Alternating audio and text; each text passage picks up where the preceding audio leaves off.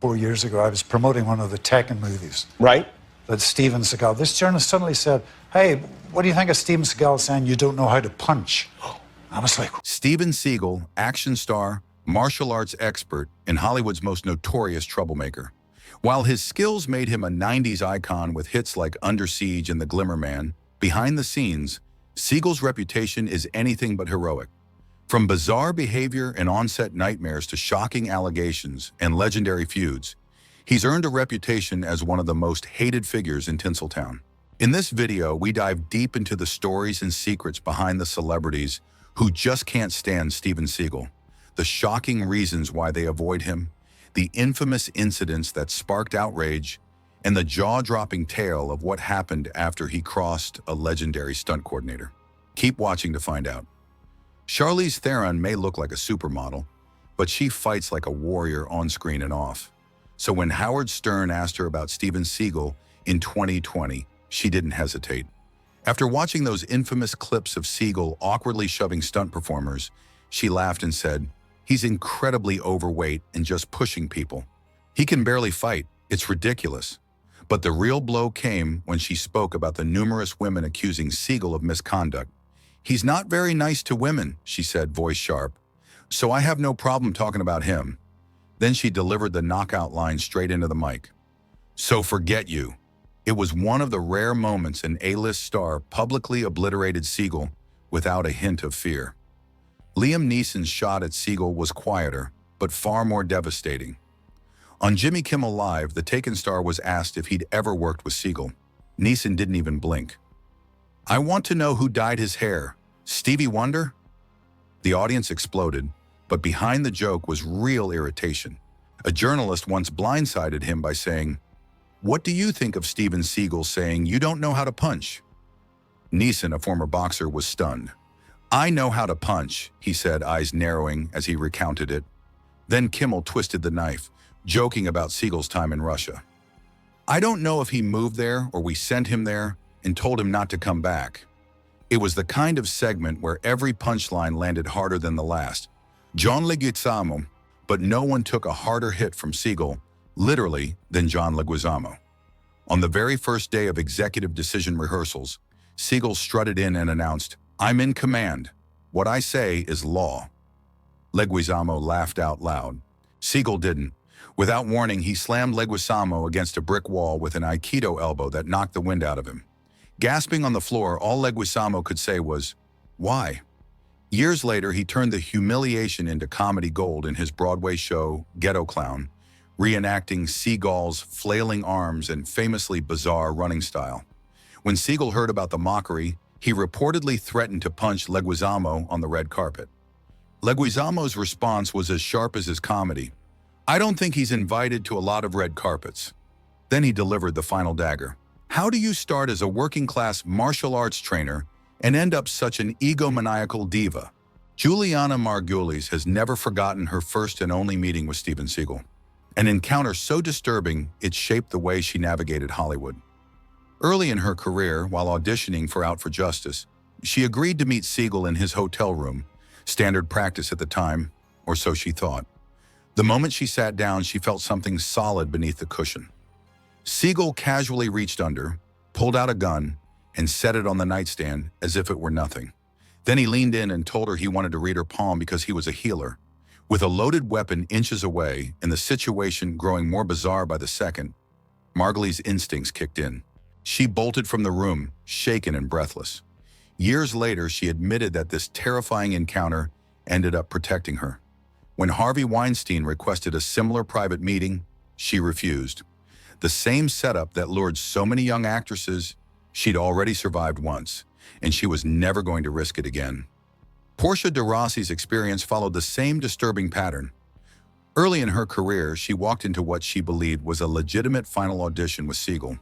Instead, he sat her down, spoke about off-screen chemistry, and then without hesitation unzipped his leather pants. De Rossi fled the room immediately, horrified, but the shock deepened when she called her agent. Instead of outrage, she was met with a cold, sarcastic remark. "Well, I didn't know if he was your type."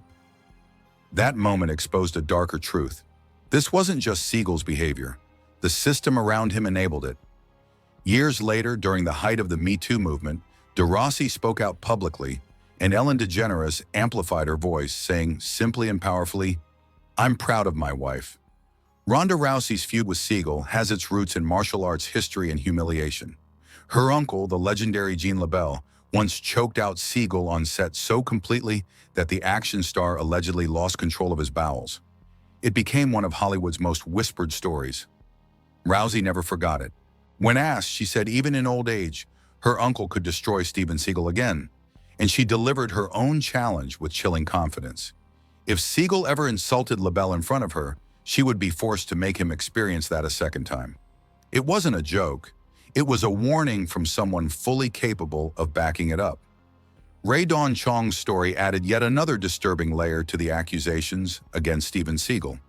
She revealed that in the 1980s, her agency sent her to a late-night meeting at the Boro-Lac Hotel, only to be told Seagal was waiting in his room, something she instantly recognized as a setup. Refusing to step inside, she stood at the doorway as Seagal appeared in a robe, walked across the room and sat with his legs spread so widely she could see everything before he casually covered himself. When he asked if her blouse was silk and whether he could touch it, she shot back, "You know what silk feels like?" and left. Chong later said bluntly, "I never let him touch me, and I would have fought him." The feud between Seagal and Jean-Claude Van Damme has simmered for decades, built on insults and bravado. Seagal mocked Van Damme's fighting credentials on the Arsenio Hall show, later sneering, "Can I laugh in your face?" when asked if Van Damme could beat him in a real fight. On his own reality show, he bragged that a confrontation would be like squashing an ant. But according to Sylvester Stallone, the truth proved very different. At a 1997 party, Van Damme finally snapped after years of Seagal's jabs and challenged him to fight in Stallone's backyard. Seagal fled. Van Damme later confronted him again at a nightclub. Seagal vanished a second time. As Stallone put it, Van Damme was too strong. Seagal wanted none of it. Steven Seagal's 1991 appearance on Saturday Night Live is still remembered as one of the worst hosting performances in the show's history. Cast members described him as humorless, defensive, and impossible to work with. Tim Meadows recalled Seagal constantly complaining about jokes he didn't understand. Julia Sweeney called his behavior legendary craziness, especially the moment he locked himself in his dressing room because a sketch suggested Hans and Franz could beat him up. David Spade summed it up simply. He did not want to play along. Even Lorne Michaels took a public shot at him. When Nicolas Cage joked that viewers might think he was the biggest jayark who's ever been on the show, Michaels replied, No, that would be Steven Seagal." DMX's experience with Steven Seagal was far from the respectful partnership Seagal described. While Seagal publicly called DMX a gentleman, thoughtful, reflective, gentle, the rapper remembered something entirely different. In a blunt interview, DMX said Seagal was a head with spray-on hair, mocking the way he spoke like an old slave master. He and his wife would joke about Seagal behind his back, and DMX eventually summed him up with one word. Despite the hostility, Hollywood practicality won out. The two reunited years later for Beyond the Law, proving that even the ugliest grudges can be overshadowed by a paycheck. Jenny McCarthy's audition for Under Siege 2 turned into a nightmare that she still talks about decades later. She says Seagal derailed the audition by asking personal questions, then told her to stand up and take off your dress because there was nudity. When she refused, pointing out there was no nudity in the script, he kept insisting until she burst into tears and ran out, yelling, "Rent my Playboy video!" As she reached her car, she says Seagal grabbed her and warned her not to tell anyone. Years later, McCarthy hasn't softened. "If I saw him today, I'd still say, 'You're awful, and I hope you change your ways.'"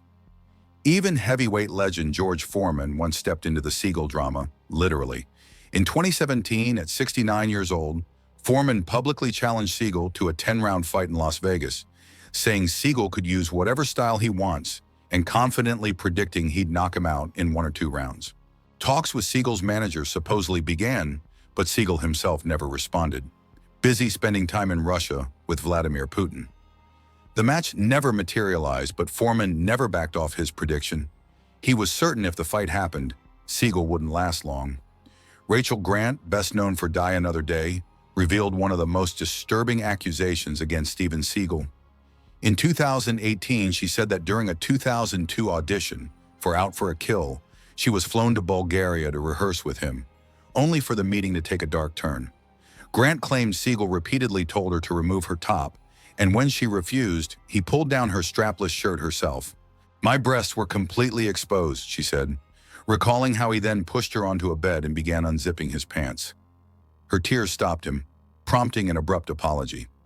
Shaken and humiliated, she later asked, "What actress should be brought to someone's bedroom on the first meeting and be told to take their top off?"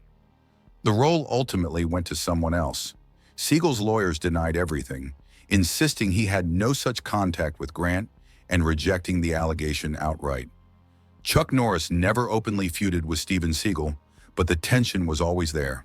As Bob Wall's former instructor, well aware of Wall's long-running conflict with Seagal, Norris knew exactly what kind of reputation a Seagal carried in the martial arts world.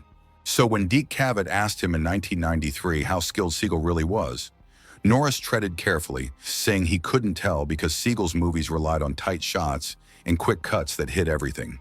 But the moment Cavett mentioned a story about a martial artist who acted aggressively toward him in a bookstore, Norris immediately shot back, "Was it Steven Seagal?" The audience laughed, but Cavett pressed on, asking whether Seagal's menacing, unpleasant persona was just acting. Norris didn't hesitate. He smirked, shook his head, and said, "It carries over into his whole life, unfortunately." And when Cavett jokingly asked if Seagal had ever crunched his instep, Norris delivered the coldest line of all. "No, he wouldn't dare." And that's just one story in a long list of controversies, grudges, and outright feuds that have followed Steven Seagal throughout his career. What do you think? Is Seagal a misunderstood martial arts icon, or has he earned the bad blood from so many corners of Hollywood and beyond? Drop your thoughts in the comments below. And if you enjoyed this deep dive into the celebrities who vehemently dislike Steven Seagal, hit that like button, subscribe, and turn on notifications so you don't miss our next video uncovering the most shocking Hollywood rivalries of all time.